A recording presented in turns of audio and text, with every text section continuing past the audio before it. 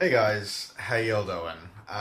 So I thought it was about time that I actually made good on the promise that I had that I was actually going to do the proper vlog for this year. So hi, welcome to 2018. Um, it's been an interesting start to the year. I kind of had my little bit of an emotional meltdown the other week.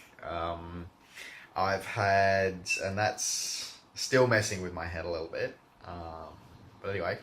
Um, so we've also had I've had Robina Olympics, so my second ever Olympic distance race ever, which was interesting. As I said, like it was really cool, really exciting. Like some stuff went pear shaped with it, as you saw in my post race video for that one. Um, that was kind of cool, kind of interesting. And then just doing my first unofficial 70.3. So yeah, I'll be doing my first official one at Port Macquarie in a few months' time. So that's getting to be really soon. So yeah, there's a little nervous about that coming. There's some nerves coming up about that. But in the meantime, still got Moo Try, so I've got another Olympic coming up before then.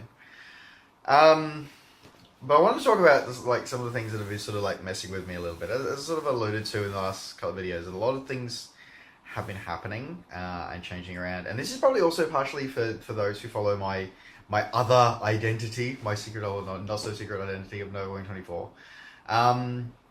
But you may have noticed that my production rate for those who are followers of that channel, you notice my production rate of content has decreased dramatically in the last sort of like 4 or 5 months. And that's got a lot to do with the fact that I've actually had a fairly major career shift.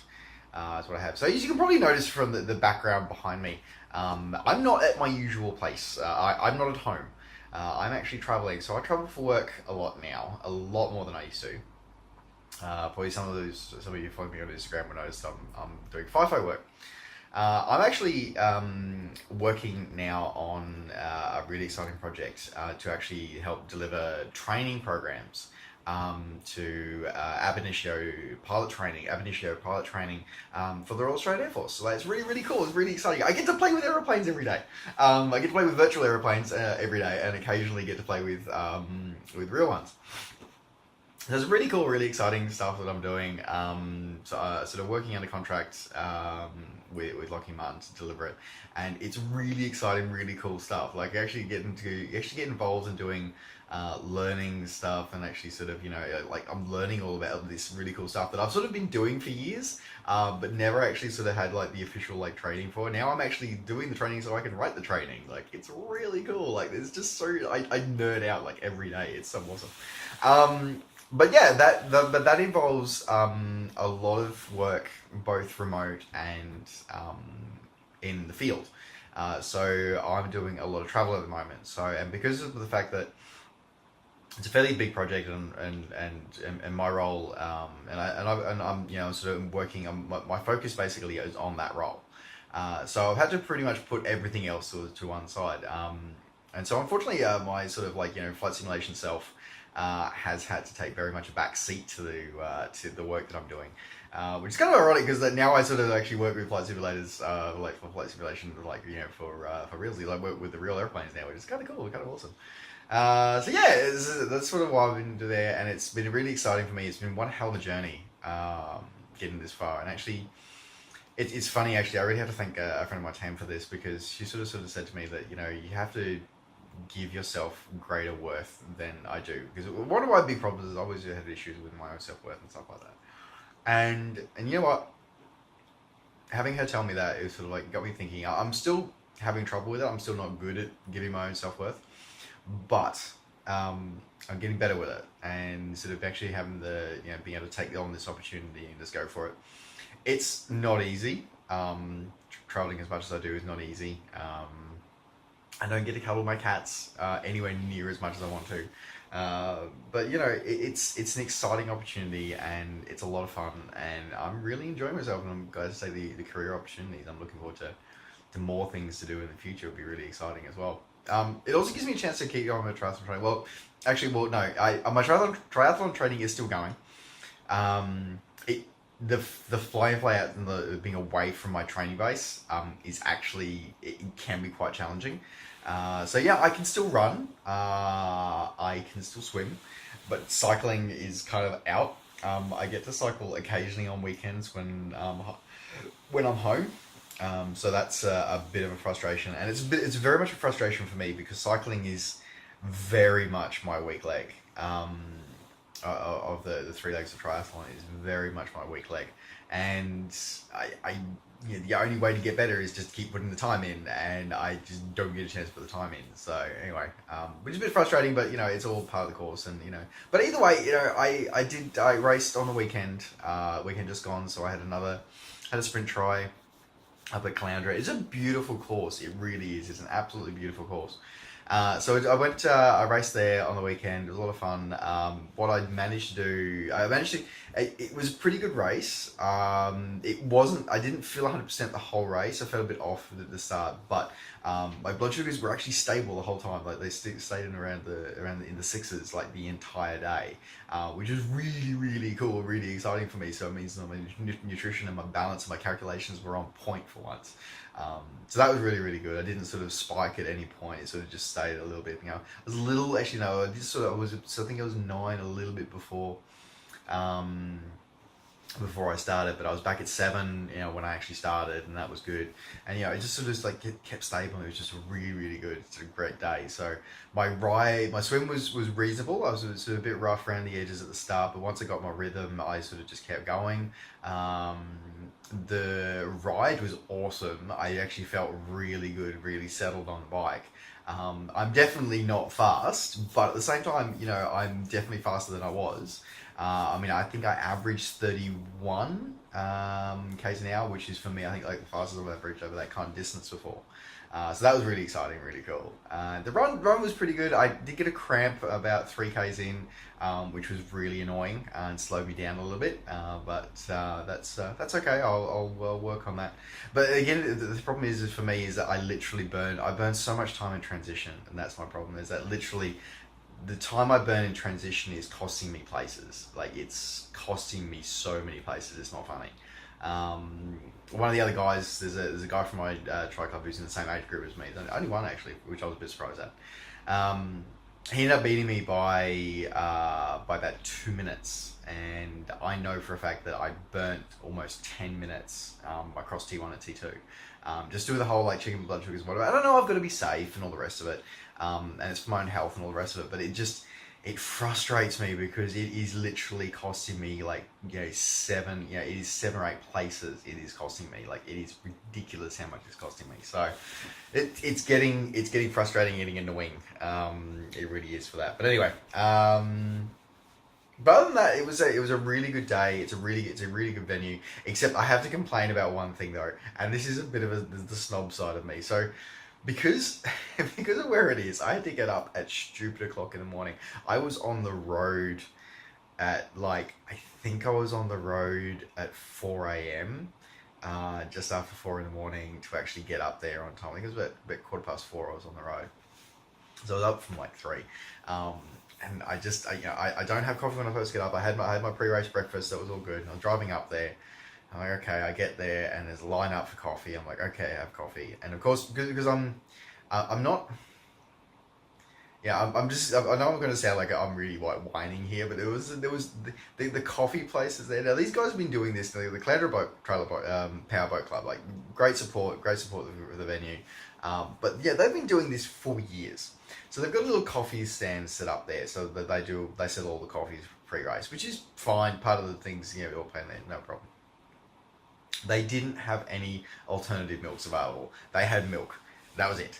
Now I know that sounds a bit wanky and a bit like I'm whining and whinging and privileged and all the rest of it, and I kind of am, not gonna lie. But for those of us who don't drink real full cream milk, or normal milk, or those of us who need almond milk or soy milk or whatever other milk that you need, at least give us an option. At least give us an option. Or if you're going to give us a log black, just only charge us don't charge us the full $5 for the same price that you charge people for coffee with the milk. It gets really annoying, and it's just like what the hell. But the worst part is that the lineup for coffee was about 15. It was almost 20 minutes for the lineup for coffee. I didn't realize I couldn't get an almond milk latte or a soy milk or anything other than normal milk coffee until I got to the front of the line. So I burnt all this time when I could have been like laying up to go to the toilet because that was another 20-minute line. Anyway, so yes, that was a bit of frustrating, guys. So guys, just for next time, if anybody for the Clounder Power Boat Club is watching, great guys, you're awesome. Thank you very much for hosting an amazing event. Like, you know, between you and the event crew, amazing work. But please, next time, either make the alternative milks available, or put a sign up saying no alternative milks available. Like, you know, just so we know, please. That'd be awesome. Thanks.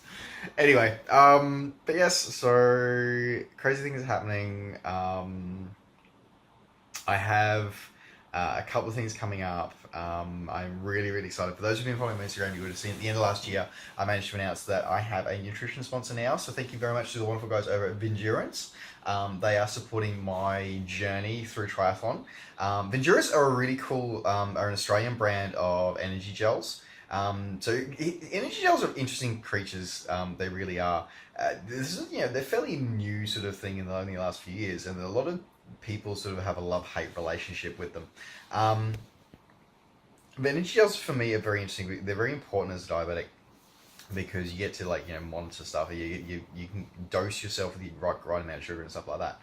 But they also have extra things in them, like, but they're good for non-diabetics as well because they've also got, you know, they've got the energy you need, but they've also got like, you know, salts and nutrients that you need to, like, stop cramping and stuff like that. So they're really important for any endurance athlete. And of course, yeah, everybody has a brand that they prefer and things like that. Because not all gels are made the same, and what will work for one person will make the other person literally, you know, have to give them like the runs for the rest of the day. So it's very interesting. But for me, I used to use Guru, and then I tried Endurance just on a whim because they're out supporting one of the QTS races. And I found them really good. They're very, you know, perfectly comfortable on the stomach. They didn't make me feel queasy or anything like that. And because they're at exactly, you know, they're 32 grams of carbs, I know exactly how much that's going to affect me on as a diabetic, which is really important. So yeah. Anyway, but yeah, I was sort of just chatting to them, and yeah, they've signed on board and they're supporting me in my journey. And yeah, so you'll be hearing from me a bit more about those in the near future as well. And keep an eye out for those. And if you want to give them a try, I'll put a link to their website down below, and you can also put as a code that will give you 10% off when you buy a box, because I do recommend it. I think they're pretty awesome anyway. So welcome to 2018. As I said, and I've got another thing to announce, but I need to confirm something first. But I've got something really epic coming through here in the near future. Yeah. Otherwise, I'm going to round this one out by reflecting on a journey of a year. So, yesterday,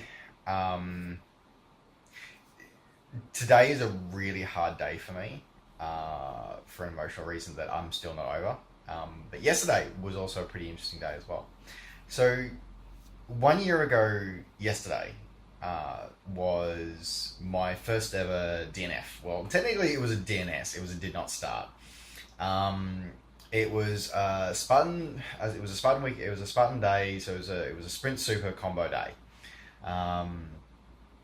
and it was insanely hot. It was like 45 degrees. It was like it broke all sorts of records in Queensland for heats. And we're it was a very hot, long course. Now, I did the super in the morning, and I was supposed to do the sprint afterwards.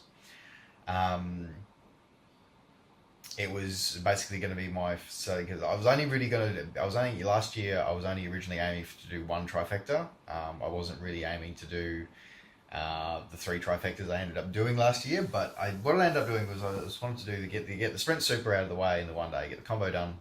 So I got 2 races done, then I only had to do a beast later in the year. I was going to do Picton. Well, I did do Picton. So went off, did the race. It was just a bad day. As I said, it was 45 degrees. There was no wind. It was full sun. It was insanely awful. I did an injury to my knee. What I thought was my knee. It was actually a deep muscle tear in my quad. I found out later, but I thought it was my knee at the time. And I rolled my ankle. So it was a bad day. This is all in the super, and it was just so hot, and it was just bad. It was a bad day. But me being me, and I'm stubborn, I then tried to start the sprint to try and get, you know what, I'm here anyway, let's just do it. At the start chute for a Spartan race, you have to vault over a wall. That's how you get to the start chute. So it's the first obstacle that you always do. When I went to vault over it, I literally just collapsed on the ground. I just could not put any weight on my leg because I'd done this injury, and it was just I had to give up. I had to. That was so hard for me. That was incredibly hard, and I then still had to drive home. I had to drive 2 hours to get home. It was so hard, and it was just it fucked with me mentally. It really did. And the next 24 hours was then even more of a mindfuck after that, because the girl I was dating at the time decided that she couldn't deal with the relationship anymore, and had found something. Well, I found out later that she found something closer to home and was just wanted to basically just broke it off. So it was a bad couple of days. It really was. So, but I wanted to reflect on where I've come from and to now. So back then, although I was doing Spartan races, I still wasn't that fit. I was still, I still couldn't run far. I still couldn't run more than a couple of kilometers. I could barely swim. I could paddle, and that was it. I still hadn't ridden a bicycle before in my life. And I had some of the mental fortitude to be able to get through tough days like that. But the physical side of me was still very much a work in progress. I still smoked back then. I still smoked half a packet a day, cigarettes back then. So I'm sort of and here I am now, a year after that. So a year later, I'm racing again. Only racing one race, not two. It's very similar conditions. It was still it was high 30s, not 40s, but it was high 30s in the temperatures. But a year later, I'm swimming fairly well too for my age group. I'm cycling, which I'd never done before. I'm running. I can actually run 15 20 Ks now without taking a break. I couldn't even imagine doing that a year ago. I couldn't even imagine quitting smoking. Actually, no, I was already imagining it. Quitting smoking was a work in progress at that point. I was starting to quit smoking, but I've quit smoking. I'm eating better. I'm doing active things that I never would have potentially would have thought possible. As I said, I'm cycling. I was never going to learn to ride a bike. I'd never ridden before in my life. Never had an interest in riding again. I never had an interest in riding. I was like, and now I'm cycling. And now, in December, I did my 100 miles. I did did more than that. I did 200 kilometers in a day, and when I think about it, I've come a long way. My diabetes management is a lot better. I'm a lot more onto it now than I was. My health is overall a lot better. I'm a bit sorer. I've got lumps and bumps and bruises on me fairly continuously. I've got some killer tan lines. I really do. Tri-suits make for some horrific tan lines. They really do. But I'm doing all this stuff and very short and I've done a half Ironman, not officially. I did it as a training run, but I have done one, and I will be very shortly be doing my official one, and who knows, I might be doing a full Ironman soon. Hint for the future. Anyway, so yeah, I wanted to reflect on that as well. Is that out of bad things can happen and set you back emotionally and physically and emotionally. I mean, and in that time, I took 2 months without running because of an injury that I did because I was stupid. I've learned things about my body. I've learned things about my mind. In some ways, I've grown up emotionally. In some ways, I haven't. Still don't process some things. I still don't process very well.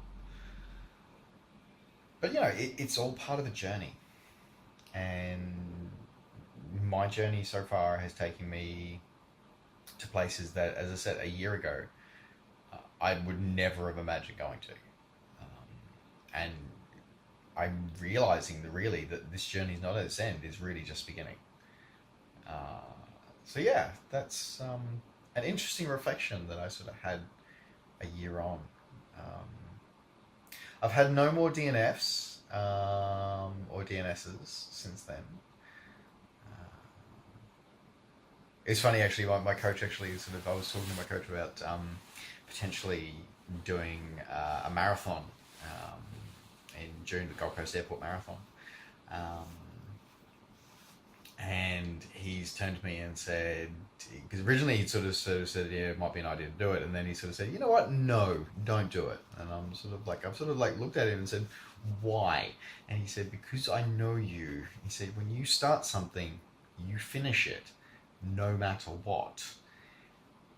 Which in some ways can be a good thing, but also if you do yourself an injury and with the other things that you got planned for the later in the year, then that's going to do merry hell with you and your plans. So no, you're not doing it. I'm like, okay, all right, fair enough. He's right. I'm stubborn. When I get an idea in my head, I don't let go. But, which can also be a bad thing. Just saying. Anyway, so yes. So as I said before, welcome to 2018, and that's my little reflection on a few things that have happened over the last year, and yeah. Thanks for sticking with me and watching the videos. I think you're all nuts. Like probably the 3 people who watch this, but anyway. Otherwise, guys.